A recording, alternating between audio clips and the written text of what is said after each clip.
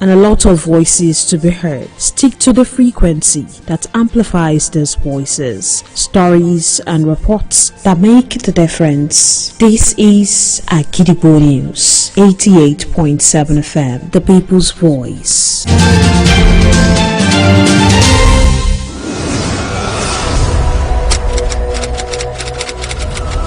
This is Kunle Amzat Studio, Agidigbo 88.7 FM. Welcome to News Around the World.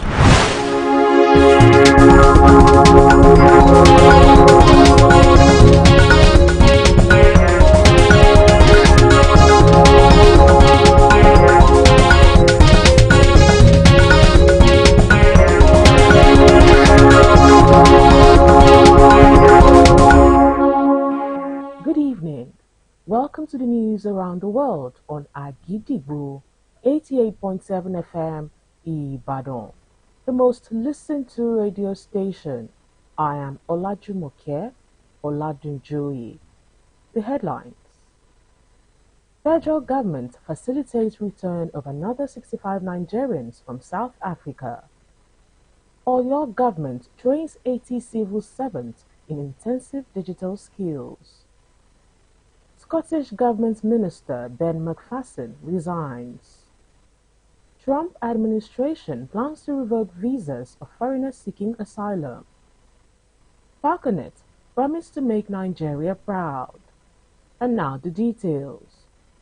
The federal government has announced plans for the return of another 65 Nigerian nationals from South Africa, with the return being facilitated through arrangements sponsored by private individuals.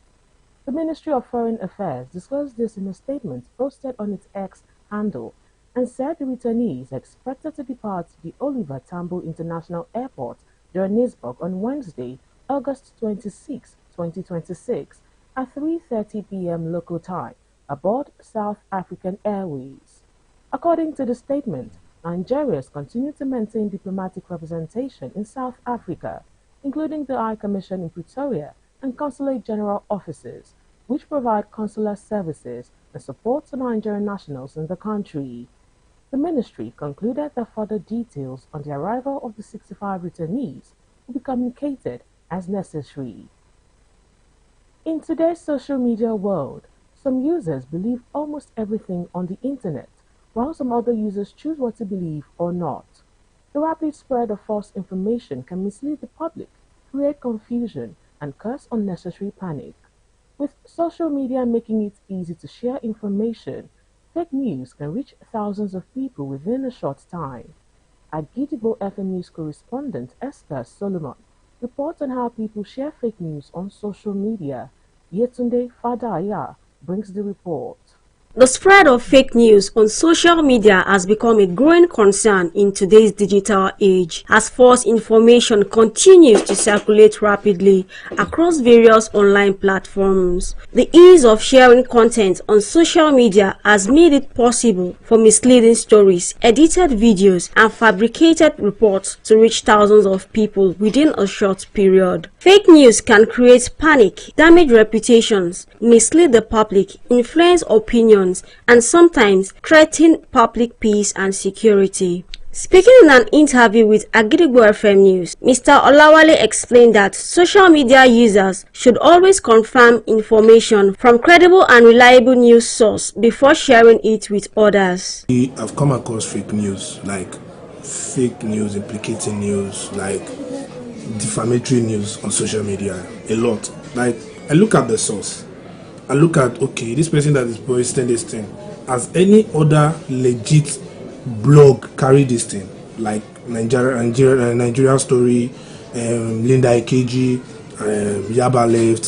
So all those things, if I say that, okay, these people are not even posting this thing, like this day live, so I feel like, okay, this thing is a fake news. Further speaking with Agidigbo FM News, Mr. Olalekon shared his experiences with fake news on social media and how to verify information before believing or sharing it. This fake news is becoming a serious problem in this Nigeria by false misleading. So let me start from that place. There are so many things that fake news has become in this Nigeria. So people are just using that one as a that one to create fear into the Nigerian citizen. Verifying information before sharing it is one of the most effective ways to reduce the spread of misinformation. Findings from the interviews revealed that fake news has become a widespread challenge on social media, with many users admitting that false information spreads quickly because people often share content without verifying it. Yetunde Fadaya, Agidigbo FM News. The Oyo State government has trained 80 civil servants who successfully completed a 3-week intensive training program in basic computer operation and application designed to strengthen digital skills, improve workplace efficiency, and enhance service delivery across ministries, departments, and agencies in the state. Declaring the training closed at the Simeon Adebo Staff Development Center, the Oyo State Head of Service, Dr. Adenike Fashino, commended the management of the center for its commitment to continuous capacity building and human resource development in the state civil service, and assured the center of the state government's continued moral and financial support to strengthen its operations and enhance its training programs. Also speaking on the significance of the initiative, the Commissioner for Investment, Trade, Cooperatives and Industry, Professor Saliu Adelabu, said the state government was transitioning from conventional administration to a digital and virtual system. The graduates described the training as a commendable initiative that has significantly improved their knowledge and practical computer skills, and expressed appreciation to the state government and the management of the Staff Development Center, adding that the certificates presented to them will provide an added advantage in their future career pursuits. Now it is time to link up with our United Kingdom studio for the foreign news. News from Kulanza Studio, Agidigbo FM, United Kingdom. I am Olushola Damlola. Ben McPherson, the Scottish Government Minister for Innovation, Technology and Tertiary Education, has resigned. He served as Minister for Europe, Public Finances, Social Security and Rural Affairs between 2018 and 2023, and later returned to government in September 2025. In a statement, he said he needed more time to be able to attend to other important pressures, people, and purposes, including his mental and physical well-being. He said it had been a very difficult decision and reiterated his great support for John Sweeney and his government. United Kingdom government have announced that more than 70,000 social and affordable homes will be built in England over the next 10 years in a bid to address the housing crisis. Funding has been granted to Greater Manchester, the West Midlands, South Yorkshire, Liverpool, as well as London. It is the first part of a wider plan to build 300,000 social and affordable homes across the nation under the government £39 billion social house building program. Prime Minister Andy Bonham said no child should be raised in a hostel room and no family should wait 10 years for a front door of their home. Data released earlier this month suggested 177,530 children were homeless in a temporary accommodation.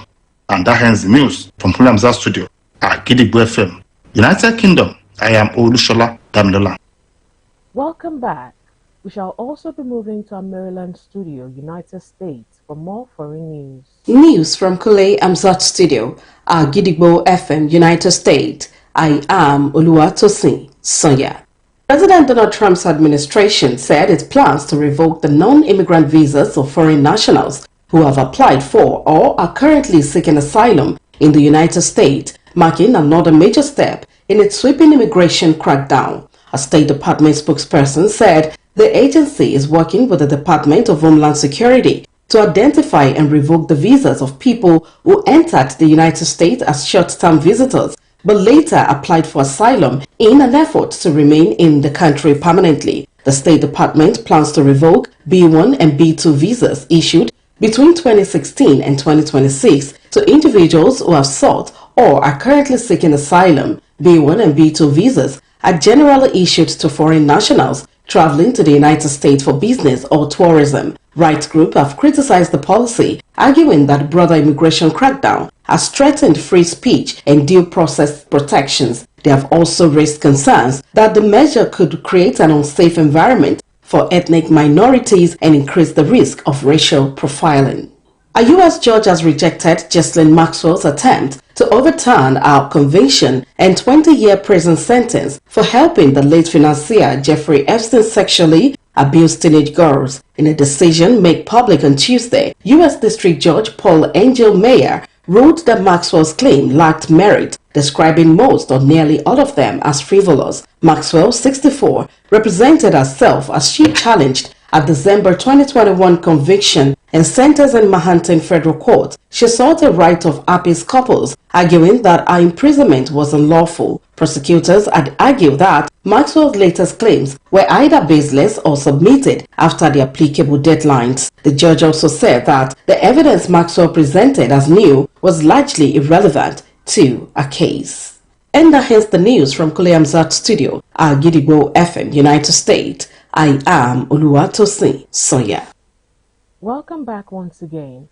In the exciting world of sport, Nigeria's under-20 women's national team, the Falconets, have concluded their final camping and preparations ahead of the 2026 FIFA Under-20 Women's World Cup in Poland, with the team having already landed in the country and set to compete in Group F alongside Spain, China PR, and New Caledonia at the tournament. The two-time World Cup silver medalists secured a place at the global tournament following a successful qualifying campaign against Rwanda, Senegal, and Malawi.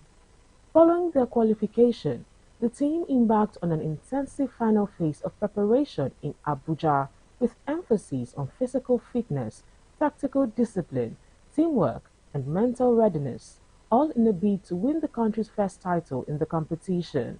Head coach Moses Aduku expressed confidence in the squad, saying the players have been adequately prepared both physically and mentally and are ready to compete at the highest level, and adding that the Falconets have arrived Poland with a strong winning mentality and the ambition of challenging for the trophy.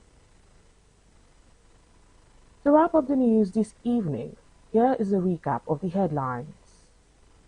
Federal government facilitates return of another 65 Nigerians from South Africa.